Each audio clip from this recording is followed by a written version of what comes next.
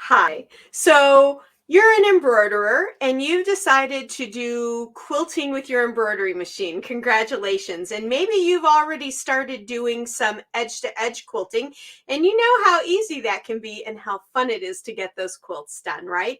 But now you're ready to move on to a more custom look or to use what we might call a block or a closed design.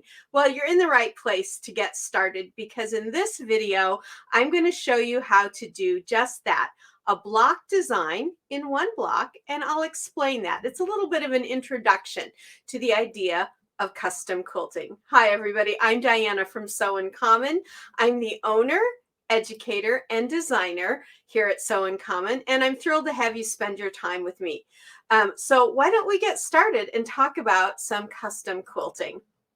Alrighty, so I'm going to bring you into my other camera here. Let's bring it right up. There we go. So you can see here on my machine, on my embroidery machine, I'm set up. I have a quilt sandwich set up and I have my template. Now, why do we use templates? Templates are exactly what you need for placement when you're doing closed designs, just like you do with edge to edge, but they're usually designs that will fit into a specific place for you. So if you see on this little template, see this flower in the center? Well, what I'm going to quilt here is that flower that I designed much bigger, just as a single flower. And I always start my quilting with my embroidery machine in the center of my design. Now, it might not be smack dab in the center, might be a little to the left or a little to the right, but I always try to do it that way so that as I quilt, if things start to move a little bit, everything's going to move to the outside. I'm going to get less puckers and wrinkles that way. So I have my design set up here. I've used the buttons over on my machine to get this so that my needle will drop right there in the center. So I'm all set up. I'm set up with my favorite quilting thread. I like to use kind of an aqua color. You can just barely see it back there. And it works perfectly, of course, for this particular fabric because it's that same color. Let me hold this up. Actually, I'll put it back on its little tag. There we go. You can see that a little bit. That's exactly what we're going to stitch out. And that's what's called a block or a closed design. Kind of starts and stops in the same place. It's all closed. It's all one unit. So I'm going to go ahead and put my foot down, and then we're going to go ahead and press the go button because we're ready to start stitching.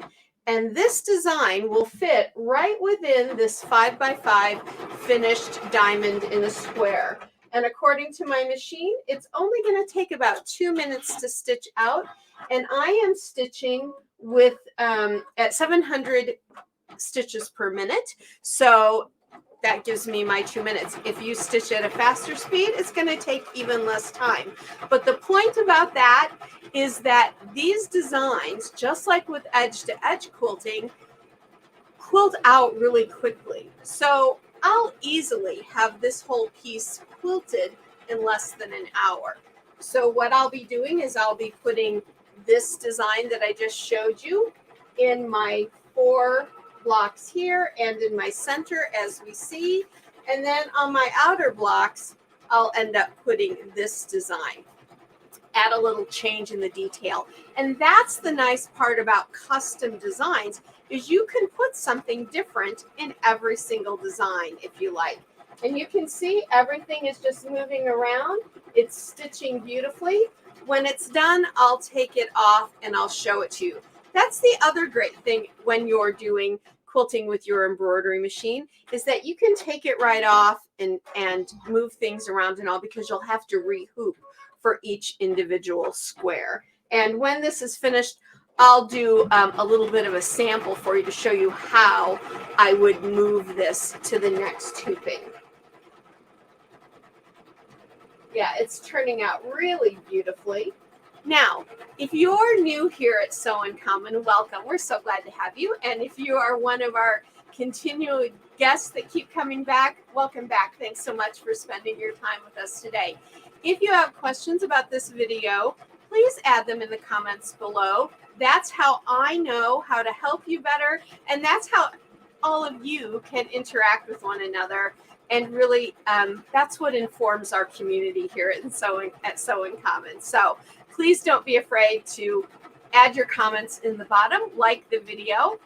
And if you want to know when we add more information, then go ahead and subscribe to our YouTube channel and click the little bell for notifications. We'd love to have you part of the Sew in Common community. Alrighty, so we are done. One complete block finished. How quick was that? So all I'm going to do now, I am using a magnetic hoop for my quilting. I don't use a magnetic hoop when I piece, but I do use it for quilting because it holds things together really beautifully. Now I'm going to come out of this camera and back into my main camera. Here we go. And can you, let's see if I can get that right up there where you can see it. Can you see the quilting in there? I know it's hard because it matches, but it's all done. It's all completely enclosed within that one block. So I'll be doing that same design in these 4 blocks, and then I'll do my other design in my corners. So before I finish the video for today, let me go ahead and give you a little extra information about how you would move your quilt piece when you're done.